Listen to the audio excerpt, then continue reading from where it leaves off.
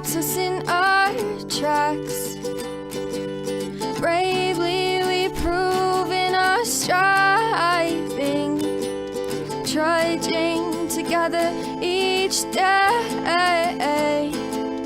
Where there's a will, there's a way.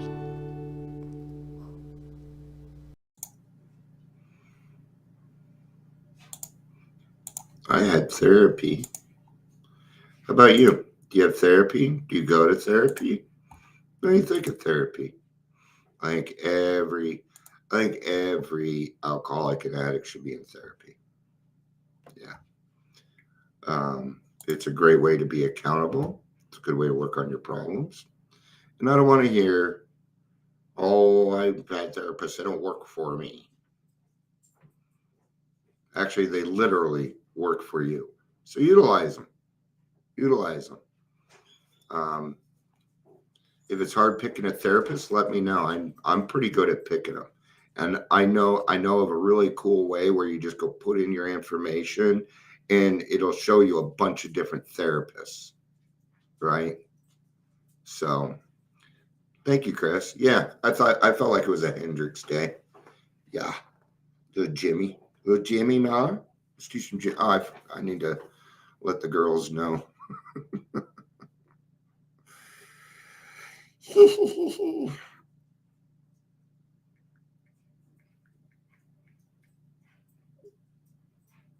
It's Amber's lunch, so.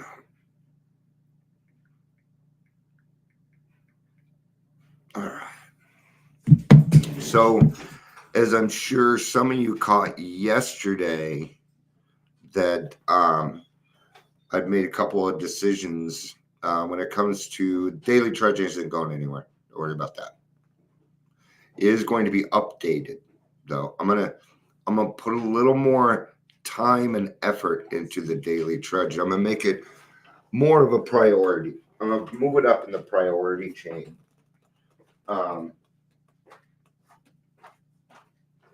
Because what's been going on is, I do the podcast, like, let's say Understanding Fentanyl. I do the podcast,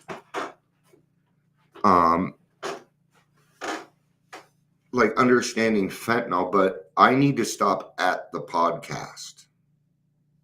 My job is done after that. And that's what I've kind of figured out. I'm sorry you're feeling depressed, Chris. That sucks. I was depressed on Saturday. Saturday was a sucky fucking day. There was a couple hours there that I don't want to be here no more. I don't want to die. I didn't want to kill myself. I just didn't want to be here. Period. I was just done.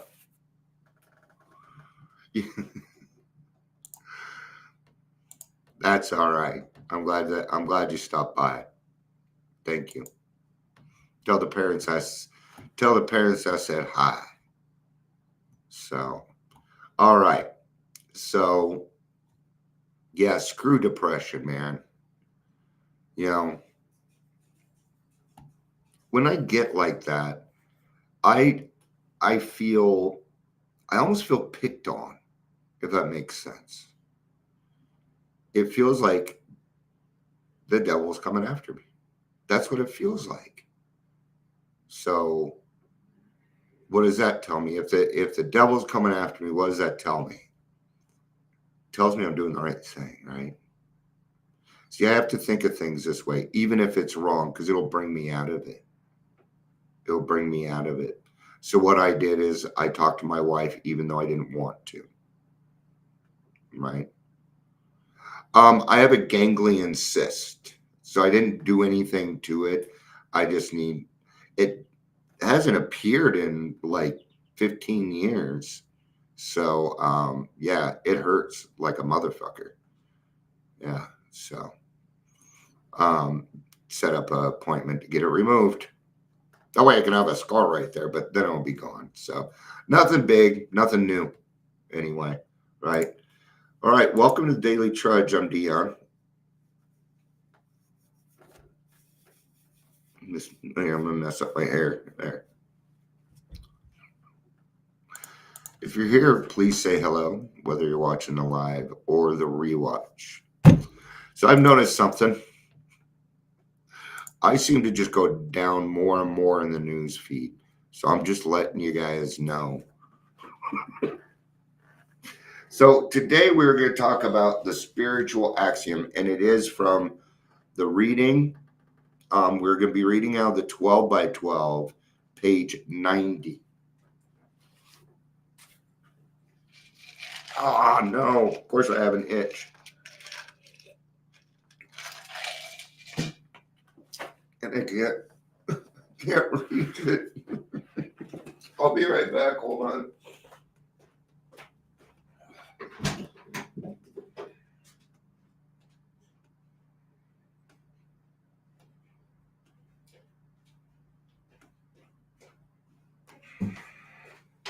All right.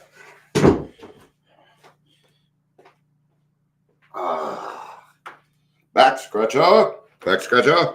Back scratcher. Back scratcher. Back scratcher. This one's. Ooh.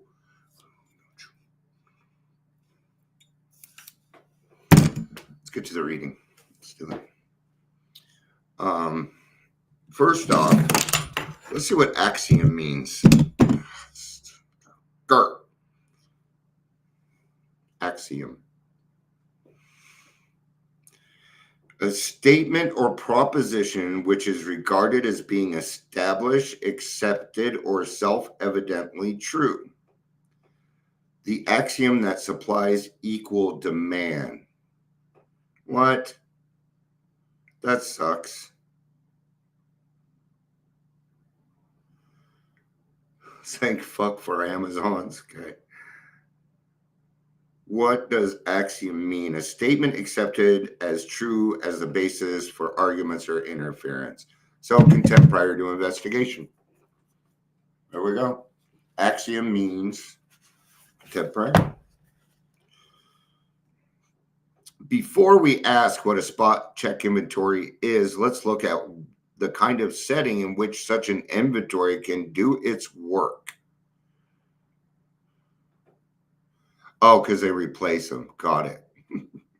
It is a spiritual axiom that every time we are disturbed, no matter what the cause, there is something wrong with us. You know, I'm so tired of me being the problem all the time. Don't you get tired of that? I do. Yeah, sometimes I get very frustrated that I have to work on myself every day. Sometimes it gets old. So I'm doing things. You're going to see some change. You're going to see some changes with Dion, especially after my colonoscopy. I'm just waiting on that. I've been waiting months. I made that appointment last February.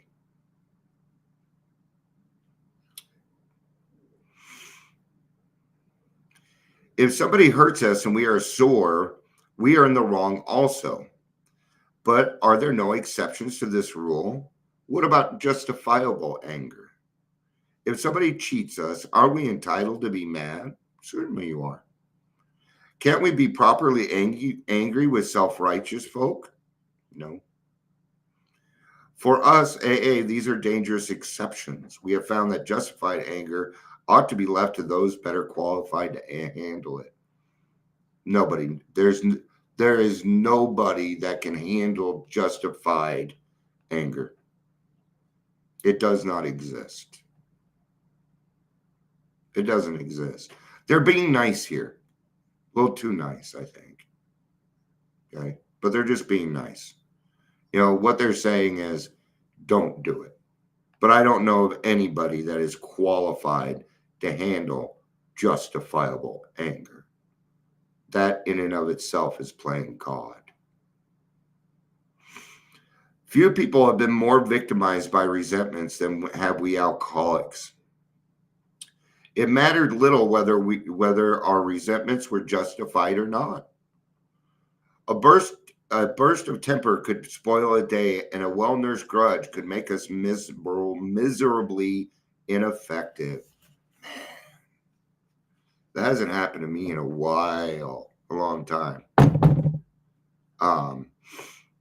But now I can be grateful for all the work that I have to do each day, because I'm not victimized by that anymore.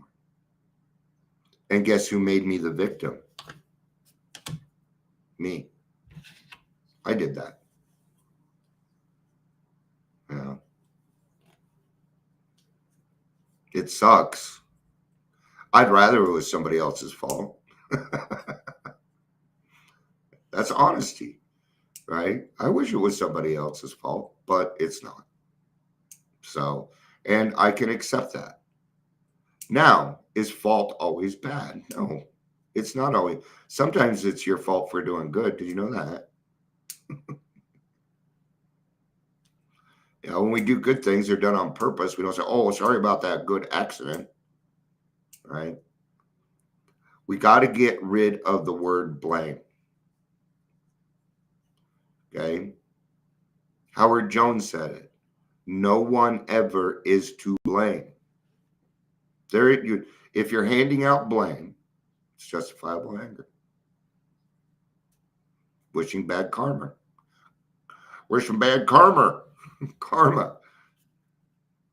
Old behavior. No good. Got to accept people for what they are. I hear you, Chris. Yeah. I love you, brother. Nor were we ever skillful in separating justified anger from unjustified anger. As we saw it, our wrath was always justified. Anger, that occasional luxury of more balanced people, could keep us on emotional jag indefinitely.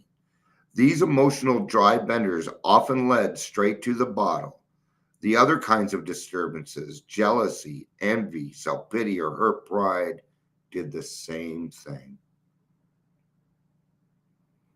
Yeah, there's a lot of different forms of self out there. A lot. Okay? But we're in the 10th step now, and you shouldn't have any resentments. You should be taking care of these things as they come along.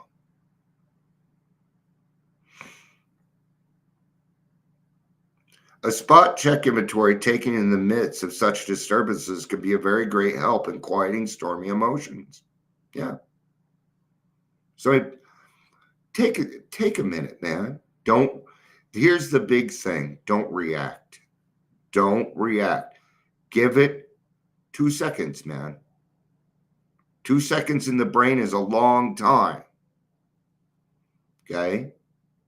Out here, it's nothing. That was 2 seconds. Okay? So go further. Give it 4 seconds. Just don't make it 10 or the person's going to start going, are you going to say something? Even if you have to.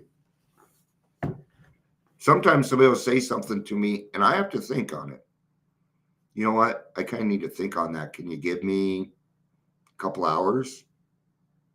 Is that fair? If you need to, walk away. Okay. If you are fighting, there are rules to walking away. I need to take a little break. I'm not going anywhere. I'm going to go for a walk around the block. I'll be right back.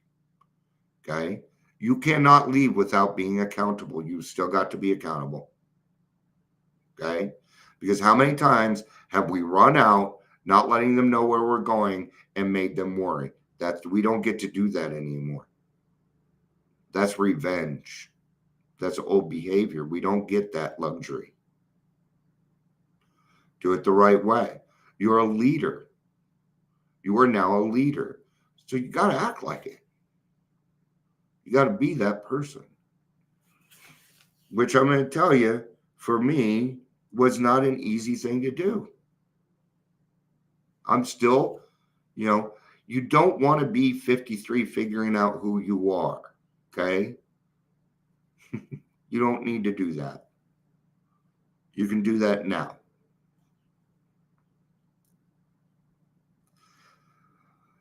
Today's spot check finds its chief application to situations which arise out of everyday's march. The consideration of long-standing difficulties had better be postponed, when possible, to times deliberately set aside for that purpose. The quick inventory is aimed at our daily ups and downs, especially those where people or new events throw us off balance and tempt us to make mistakes. Now, and we're probably getting ready to have one. When I'm done with this, I'm probably going to go have a house meeting, right? Because people need to be caught up on what's going on. Life gets busy. You know, there's a birthday coming up. It's my grandson's birthday. Actually, I think today's his birthday, but birthday party on Saturday. You know,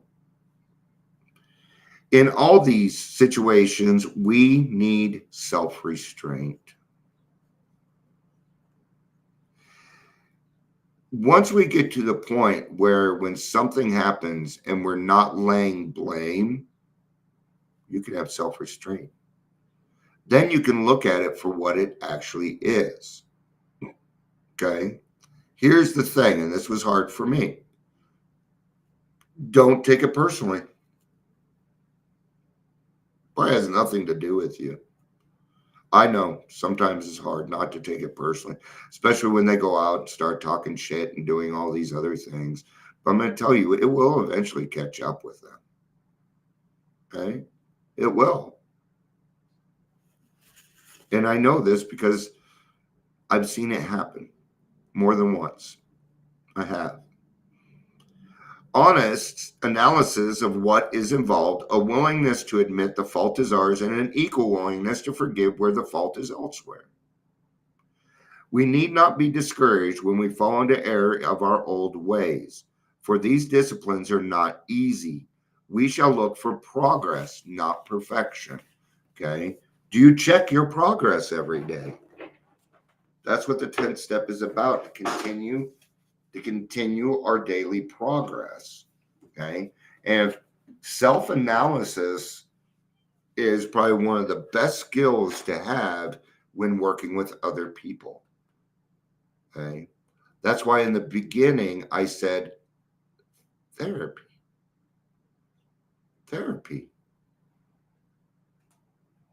Therapy is a great place to go for emotional sobriety. It is. I can't fucking bend my fingers. I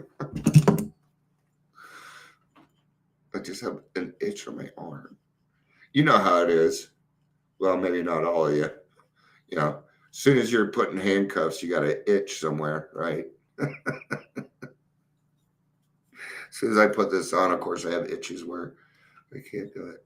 So let's do the reading from the DR, Daily Reflection. I never truly understood the 10th steps spiritual axiom until I had the following experience. I was sitting in my bedroom, reading into the wee hours, when suddenly I heard my dogs barking in the backyard. My neighbors frowned on this kind of disturbance, so, with mixed feelings of anger and shame, as well as fear of my neighbors' disapproval, I immediately called my dogs. Several weeks later, the exact situation repeated itself, but this time, because I was feeling more at peace with myself, I was able to accept the situation. Dogs will bark, and I calmly called the dogs. Both incidents taught me that when a person experiences nearly identical events and reacts two different ways, then it is not the event which is the prime importance, but the person's spiritual condition. Feelings come from inside, not from outward circumstances. When my spiritual condition is positive, I react positively. I agree with most of that. Okay. I do kind of feel like some feelings can come from outward. What about love? Why would you deny yourself that? No, not all For me, not all feelings come from inside. I'm empathic. Sometimes my feelings come from other people, which is a codependent thing, and things that I'm working on, man. You can't control empathy. There is no controlling it. It's an acceptance thing. So, all right. Thank you, everybody, for being here. Chris, I hope you feel better. I want you to know that I love you. You will get through this too. This too shall pass. So, thank you, everybody, for being here. I love you all. Peace out and have a day.